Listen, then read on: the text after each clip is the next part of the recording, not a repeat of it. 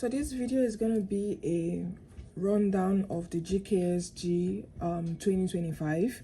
Basically, if you are planning to apply for the Global Korean Scholarship for 2026, you are to use the guideline for 2025 as a way to help you prepare for the application for 2026. So if you are doing for 2027, you are going to use 2026 application to help you prepare, because I applied for 2024 and I used 2023 to help me prepare, but I also used 2022 and 2021 also because I like to read wild and see what my chances are. So you can do that also. So this video we're going to be breaking down the guideline for graduates, because I know more about graduates since I applied through graduates. I don't know about undergrad. I'm so sorry. So before you submit your document for the first round, you have to have some set of documents authenticated or legalized, which is also consul confirmed or apostilled. So the document you need to get authenticated is, first you need to get your if you're going for bachelor's degree or master's degree rather, you have to get your bachelor's degree authenticated.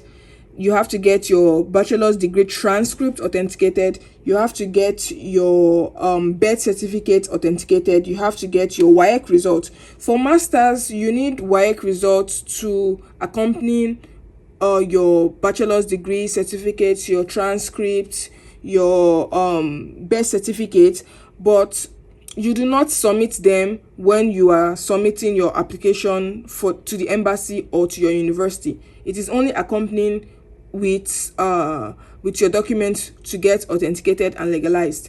So your documents can be authenticated and legalized at the Ministry of Foreign Affairs and the Ministry of Education. I have another video where I talked about it. You can check it. I'm probably going to link it down below. You can check it out if you want to know more about that. So here, okay, so if you are applying for embassy track, since embassy track allows you to apply for 3 universities, you need to submit 4 documents. So 4 documents meaning one set of original, and this one set of original does not mean your actual original document. It means that when you have your actual, let's say you have your bachelor's degree, that bachelor's degree, you would make a photocopy, either a colored photocopy or a black and white photocopy. I prefer colored photocopy. You make a colored photocopy of that. Then the colored photocopy is then going to be authenticated and legalized. Okay? So you are going to take your original, and let's call the other copy true copy. You're going to take your original and your true copy to the MOFA and the MOE. Then you get them authenticated and legalized. When you get everything done, then you take it to the embassy also. The embassy, if you are in Nigeria, it can be done at the embassy in Abuja or the embassy in Lagos. When you get everything done, then your original copy, you keep it back in your house. Your true copy, you will do photocopies of the true copy. The true copy is now going to stand as your original. So your true copy is what you are going to submit, and 3 sets of the photocopies made from the true copies. Then if you are going for university track, your true copy, 1 set of your true copy is going to be sent to your university track, because if you submit your actual original document, you will not get it back. Say bye-bye to it. So here explains what I've explained before. So for embassy, you look at it here. Embassy, 1 set of apostle or consular confirmed documents and 3 sets of additional simple photocopy. University track, 1 set of apostle consular confirmed documents is what I've explained. So things to note when submitting application documents. All documents must be submitted in English or Korean. Each embassy or university may add or simplify documents, which I've explained. Some embassy or university might have additional things they want you to submit, so you have to check and make sure that you submit them. Letter of recommendation, which can be gotten by you can get it through your lecturers, your professor, HOD, dean, and this letter of recommendation must be sealed and signed by the person that is recommending it. So the flap of, if you have a what is it called, let's say you have a, let's say this is a document or an envelope, it has to be signed and be sealed. When it's sealed, it has to be signed like this, to make sure that, for them to show that you did not open it. If you open it, then you can see the wrap, or the place you open it between the main body and the flap. So it has to be signed across the flap.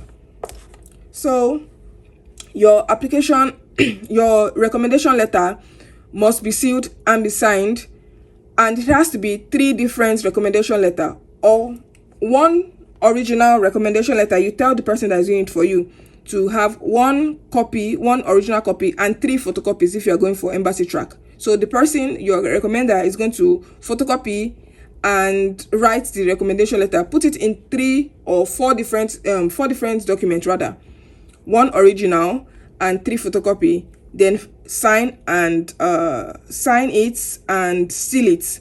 Or you can put all 4 copy, 1 original, 3 documents, 3 photocopy in the envelope and sign and seal it. If you are going for a university track, just 1 recommendation letter. So here explains the document that is going to be looked at, and here all applications, this was what I explained, all application material submitted to NID will not be returned in any case. That's why I'm saying you should not submit your original. If you submit your original, say bye-bye to it. Instead, make a true copy, like I said, either a colored photocopy of your original, which can be a hard copy yourself. There are some papers that they use that makes it look like the actual original. So you submit that instead and you keep your original document. So here explains like the document that you need to submit. I've explained all this. Letter of recommendation, blah, blah, blah. I've explained everything. Yeah, okay. So a certified true copy, I've explained that. You can also go through it on your own. I don't want this video to be too long. It's already very long. I'm so sorry. Okay, so we have the selection procedure and schedule. For the embassy track, you have first round by embassy, then the person that they recommend, you are going to have like an interview. Then when you are done doing the interview, your applications will be sent to NID. Then they will do another selection process when NID will check your application. Then you do a 3rd round of selection process, and this 3rd round is when you do the interview with your schools, different university that you chose. If 3 out of the 3 universities chose you, and 3 out of the 3 universities want to have an interview with you, you should be prepared for it. If 2 schools chose you and 2 of them they want to have interview with you, you should be prepared. Sometimes 3 universities can choose you, but only 1 of the university wants to have interview with you. Don't be scared. The other universities just will check your application instead. But if you are going for embassy track, just remember that you would definitely have an interview with the embassy once you get chosen for the 1st round. And for the 3rd round, you might have interview with your university, or you might not have interview in your university, and they can still pick you. Then the final round, before the final round, when all 3 universities chose you, or 2 or 1, if 3 universities chose you, then you have to choose 1 out of the 3 universities that you want to go for. If 2 universities chose you, you have to choose 1. If 1 university chose you, you have to go for just that one. For university track, the first round of selection is done by the university. Then when they chose the person they want, then it's sent to the NID. Then when it gets to NID, the 2nd round is when you do your interview with the university. Then you have your final announcement. So embassy track, the 1st round, which is when the application opens, it opens in February or March each year. It's open in February or March each year. Your interview will probably be done by March that year. Then the recommendation to NID is going to be done by early April. Then the 2nd selection is by late April. Then the 3rd selection is by late May. Then your final list is going to come out by late June. Then you travel to Korea by August. University track is similar. Also, you can check it here just to read and confirm. So you can just check here important lines, and I'm sure you have this important date and deadline. You can read this also for just to anything that I might have skipped. You can just read to, if you have a question, ask in the comment section. Okay, so applicants who do not pass the first round of embassy track, if you apply through embassy, you can apply for university track, but there's a trick here, because the embassy track usually starts first before the university track. If you apply for all 3 schools in your embassy track and they did not choose you for the interview, you can take that document, but one of it, which is the true copy, and apply to a university track, meaning you send your documents to your university in Korea. But this has to be done before the first round closes, meaning by the time the university you want to send your document to, if they have closed the application, then you cannot apply. But if the application is still going on, then you can apply even though you've not passed, or you did not pass the embassy track. But if you passed the embassy track the first round, you've done the interview, you passed and got into the interview, you've done the interview, but they did not choose you for second round or third round, you cannot apply for the university track.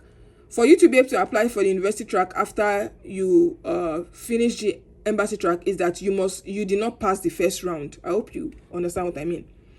So items to note when filling out the application form is that you must put your official the official name of the university department. We are going to also go through the application form in another video, so I'll explain better. But you have to put if you are going for example, you are going for EY University, you would not put EY University, you will put EY's full name, EY Women's University. So it has to be the official name of the university or the department that you are applying for. Then the name, you can check the department and the proper name through the university information file, which I asked you guys to download in the former video. I'm going to still put the link down in this video in case you missed it. Your name, the applicant's name, must be in English and must be the same name as your passport. So for me, for example, the name on my passport, I have 4 names in my passport, and the name on my university, my BA, my bachelor's degree, and my transcript is 3 names. So if you have this kind of situation, it's you should submit an affidavit for confirmation of name to show that the person in the passport is the same person in the bachelor's degree. Then when you want to apply for this scholarship, the name that you put on the application form should be the name in your passport. I hope you understand. So the applicants must check completeness and authenticity of all application documents. Please do not submit fake documents. When you submit fake documents, it is not only going to harm you when you get caught, but it's going to harm the quota of your country. Meaning, for example, if a person in Nigeria submits fake documents and the quota for Nigeria was like 10 this year, next year it will be 2. They would drastically reduce it because it means they cannot trust someone from that country. So please submit original and authentic documents. Also, I'm going to explain better here because this video is already too long. But when we are doing the application form, how to fill it and how to submit application, then would explain better what this means, explain how to submit it, how to arrange your documents, and how to basically label your documents. But you can read here on your own if you want to know before then. So embassy track here, I've explained all this one. Embassy track, you have to choose 3 schools, blah blah blah. University track, 3 schools. So we have evaluation points that you are given. So main points of evaluation, we have selection committee will conduct documents examination, citizenship, level of education, academic grade, and verify first whether an applicant is qualified for the program. So don't be surprised if they call the person that recommended you to make sure that this person actually recommended you. There's no oral interview for second round, but there's oral interview for first round, and if you're going through embassy track, probably third round. Okay, so we have additional points. If you have topic, which is why I said topic is important. If you have topic level, even if it's level 1, you get a 60 points of the total score. Then if you have topic 2, 70 points, topic 3, 80 points, topic 4, 90 points, topic 5, 100 points. You can also submit TOEFL or IELTS if you are from a country that doesn't speak English. You can also read this. Then here he explains like the final announcement. The final announcement, which is the third round, would be done via email. The NIID is going to send you email to congratulate you or tell you that, oh, you did not get scholarship. Hopefully, I'm hoping everybody that watches this video gets the scholarship. It would be nice to have more people here. And once before the decision is made, if you go through embassy track, you have to choose one out of the 3 schools at the end. So you make sure you do research and make sure the school you are choosing is the one that you want to choose, because once the decision is made, it cannot be changed again. It is that school that you have to go to. So here, if you have topic 5 or 6, then you can go straight to your degree program. Like I explained, you do not need to do Korean language program, but if you have lesser than 5 or 6, you have to do a 1 year in your language program.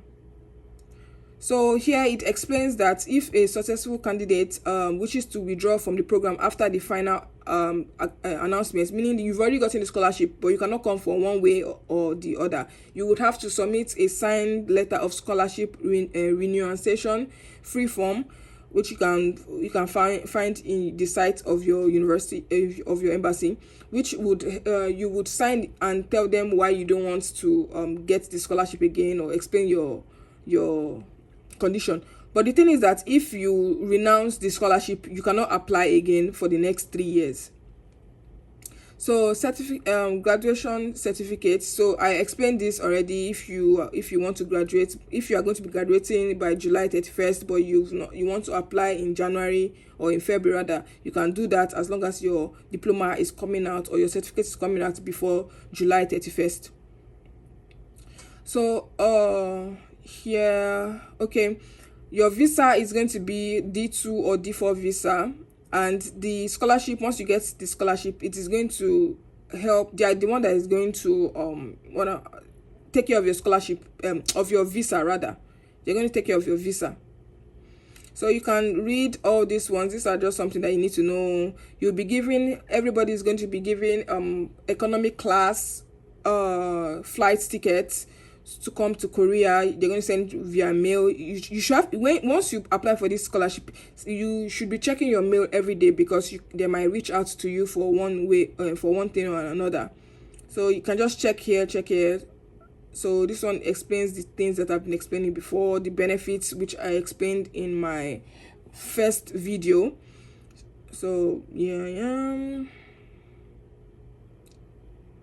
Also, this one explains that if you've come to Korea to start the scholarship program, and within the first 3 months you say you don't want to do it again, it's too hard, I want to go home, I miss my mommy, you have to refund all the money that they paid you for entry, airfare, settlement allowance, monthly allowance, tuition, everything. You have to pay it back.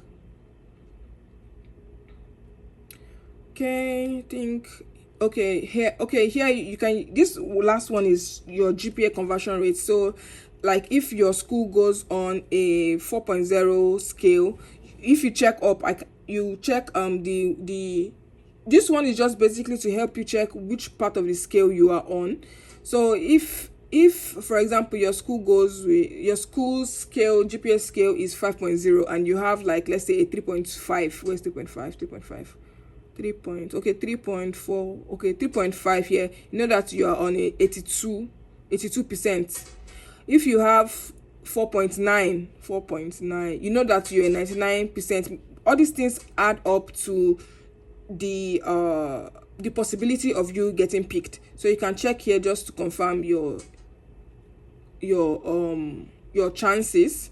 But I think even if you have 3.2, as long as your personal statement and study plan is very solid, and you can defend yourself and tell them why they should pick you, I think you have a good chance. Because there's someone that I knew that had like a 4.5 and still did not get picked.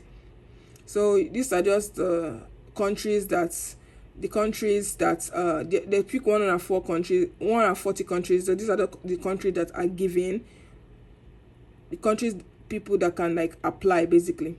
Then the last one here, we have like the contact of Korean embassy. If you have a question or if you want to send your documents, the embassy you can reach out to and things like that.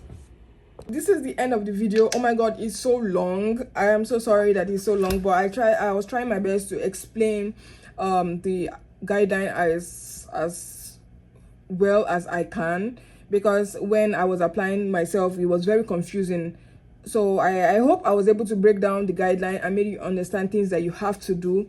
And like I said in the first video of this series, I think it's best to start preparing at least 6-8 months before the time you want to apply, in case of any discrepancy and in case of any error, just so that you can like have more time to prepare. Or maybe it's just me, because I personally like to prepare before like deadlines. So I hope this helped you to understand GKS application. Thank you so much for watching. The next video of this series is going to be about personal statements, and I'm going to be reading my personal statements also, and I'm going to be giving tips and tricks to write personal statements and everything you need to know about writing personal statements, at least from someone who got the scholarship in 2024. Thank you so much once again, and see you guys in the next video. Bye.